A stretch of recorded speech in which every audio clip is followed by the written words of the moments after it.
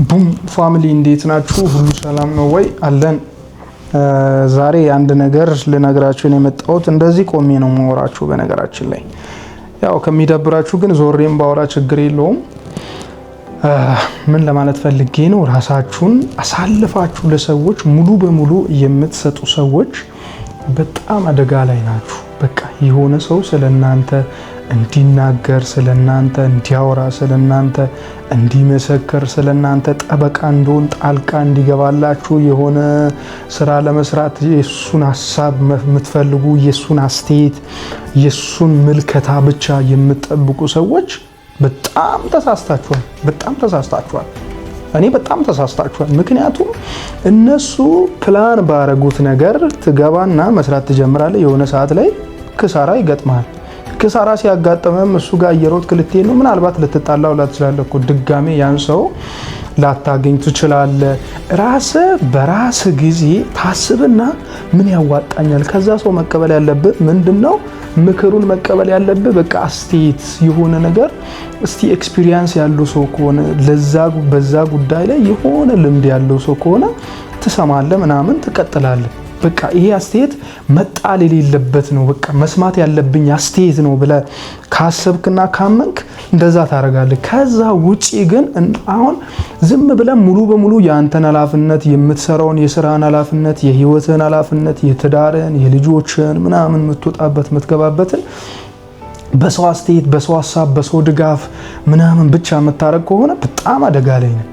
እንደዛ ያደረጉ ሰዎች አንዴ ይወድቁና ድጋሚ መነሳት አይችሉም፣ በፍጹም አይችሉም።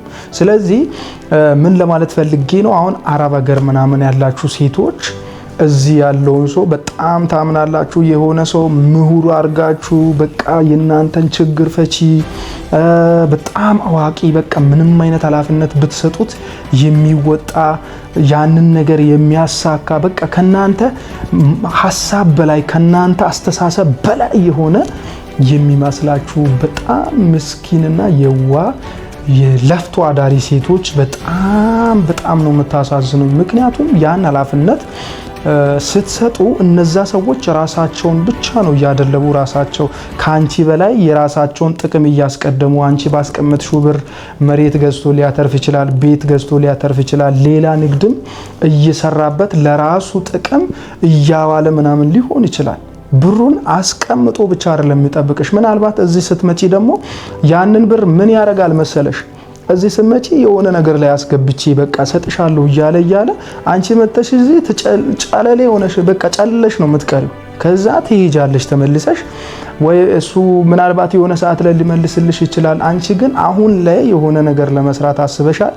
ያንን ነገር አሁን ካልሰራሽ ደግሞ ላይሳካልሽ ይችላል። በቃ ሙዱ ራሱ ላይ መጣውላሻል። አንዳንዴ ያሰባችሁ ታውቃላችሁ፣ የሆነ ነገር አሁን ለማድረግ ታስቡና በቃ ያችን በዛች ሞሜንት ላይ ማድረግ ካልጀመራችሁ ነገ ተነጎዳ ምናምን ሲመጣ ሁለተኛ ሶስተኛ ቀን ላይ ስትሞክሩት ያ ነገር አይመጣላችሁም ከነጨራሹ ማለት ነው። በቃ ይደብራችኋል፣ ያን ተስፋ ትቆርጡበታላችሁ፣ ሙዱ ራሱ ይጠፋባችኋል። በቃ ስለዛ ስራ ያላችሁ ሞራል የነበራችሁ የሆነ እንትኑ ኤነርጂው ይወገዳል፣ ይጠፋል በቃ።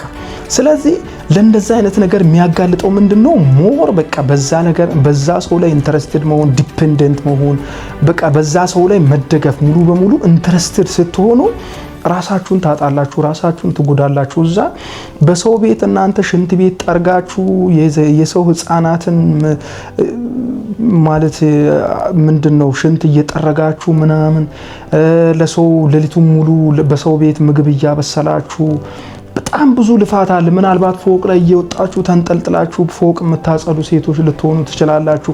ከዛ ሁሉ ስቃይ አርፋለሁ፣ የሆነ ስራ ሰራለሁኝ፣ ሀገር ቤት ይሻለኛል፣ በቃ አሁንማ ያስቀመጥኩት ብር እኔን ጠብቆኛል፣ ያስቀመጥኩት ሀብት ያስቀመጥኩት መሬትና ቤት ያስቀመጥኩት በሬና ላም እኔን ጠብቆኛል ብላችሁ ትመጡና በቃ እንደዛ አይነት ነገር ላይ ሆኖ በቃ ያ ነገር ሆኖ ሳይገኝ ሲቀር በጣም ነው የሚያሳዝነው፣ በጣም ያሳዝናል።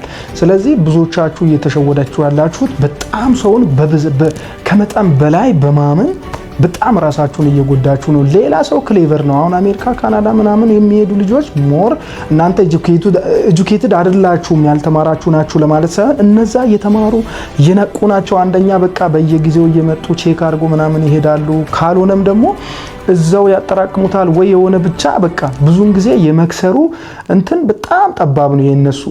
ብዙ ጊዜ የምትጎዱት በስራም በምንም ነፃነት የሌለበት ስራ ስብዕናችሁን ጥላችሁ ማንነታችሁን እዛ ጋር አዋርዳችሁ ለእናት ለአባት ለወንድም ለእህት ለወገን እንኳን በሀገርሽ እንደዛ ሆነሽ የማታውቂ ምናልባት እየሄድሽ መንገድ ላይ በጣም እየተሰቃየሽ ሴት ልትሆኚ ትችላለሽ።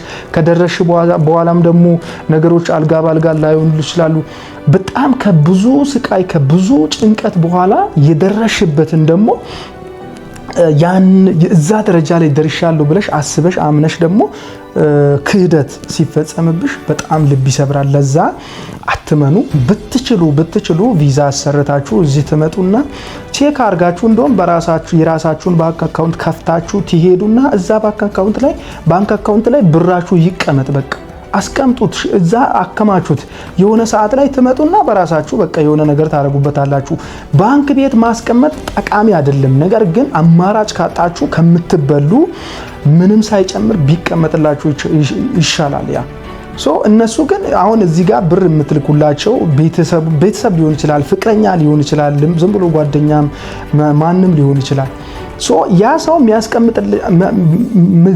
የምትሏቸውን ነገር የሚያተርፉላቸው ቢሆን ወይም መሬት መግዛት ሊሆን ይችላል። መሬት ገዝቶላችሁ ቢያስቀምጡ ብሩ እየጨመረ ይጠብቃችኋል። ቤት መስራት ቢሆን እናንተ በምትፈልጉት አይነት ዲዛይን በምትፈልጉት ቦታ ላይ የምትፈልጉትን የፍላጎታችሁን አያደርጉላችሁም። በቃ እነሱ የሚያደርጉት እዛ ጫካ ላይ ወስዶ ምናምን ነገር ከተማ መሀል እንደተገዛ ሊያወሩላቸው ይችላል። በ400 እና 500 ሺህ የተገዛውን ቦታ 1 ሚሊዮን 1.5 ምናምን ብሎ ነው የሚነግሯችሁ። ያስፈርማሉ። እዚህ ጋር ብዙ ጊዜ የምናየው ነገር ነው። ያስፈርማሉ። አሁን በ500 ሺህ ተገዝቶ እነሱ የሚያጽፉት እዛ ጋር የሚያስፈርሙት 1.5 1.3 ምናምን ሊሆን ይችላል። ከዛ አንቺ ትመጪና ወይ ፎቶ ተልኮልሽ ምናምን ታያለሽ፣ ታምኛለሽ። በቃ እውነትም ነው ይሄ ሰው ምናምን አልዋሸኝም ነው የምትይው። ነገር ግን እዛ ጋር ሌላ ቁማር ተጫውተውብሻል። ስለዚህ እንደዛ አይነት ነገር ውስጥ ሁላ የምትገቡት በጣም እምነታችሁ ከልክ በላይ ስለሚሆን ነው። ስለዚህ በጣም ተጠንቀቁ። ብዙዎቻችሁ እየተጎዳችሁ ነው፣ ብዙዎቻችሁ እየከሰራችሁ ነው፣ ብዙዎቻችሁ መታችሁ እያለቀሳችሁ ነው። ያ ነገር ሁሉ አስፈላጊ አይደለምና የሆነ ስቴፕ ላይ የሆነ ደረጃ ላይ ለመድረስ በጣም ፔሽንት መሆን አለባችሁ። በርታችሁ ስሩ፣ ጠንክራችሁ ስሩ። ላይቭ ላይ ቲክቶክ ላይ ምናምን ማይረባ ቪዲዮ እያያችሁ ምናምን እናንተ ጊዜያችሁን ደግሞ ማቃጠል የለባችሁ። በጣም ብዙዎቻችሁ ጎበዞች ናችሁ። በርቱ። በቃ ወደፊት ቀጥሉ። የህልማችሁን የምታስቡትን ማሳካት የምትፈልጉትን ሁሉ ማሳካት የምትችሉት በጣም ትዕግስተኛ ሆናችሁ ስትሰሩ፣ ብልጥ ስትሆኑ፣ ሰዎችን ማመን ካለባችሁ መጠን በላይ ሳታምኑ ስትቀሩ፣ ኤቭሪቲንጉን ደግሞ በፕላን በእቅድ ማድረግ ስትጀምሩ እናንተ እዛ የወጣችሁበትን አላማ በደንብ ማወቅ አለባችሁ። አላማችሁን ለማሳካት ደግሞ መኖር አለባችሁ። ከኖራችሁ በኋላ ነው ያንን አላማ ማሳካት የምትችሉት ማለት ነው። እንግዲህ ይህንን ሁሉ ነገር ያወራሁትኝ ለእናንተ ስለማስብ ነው። ብዙ ጊዜ ቪዲዮ አውርቼ አውቃለሁኝ። ይሄ ምናልባት ደርሷችሁ ቪዲዮን ካያችሁ በደንብ ሰፖርት አድርጉ፣ በደንብ እዩት፣ በደንብ ተጠቀሙበት። ሌላ ደግሞ እዚህ ጋር ያለውን እውነታ ማወቅ የምትፈልጉትን ነገር ኮሜንት ላይ ጻፉልኝና እያንዳንዳችሁ የምትጽፉትን ኮሜንት ስለማይ እመልስላችኋለሁ።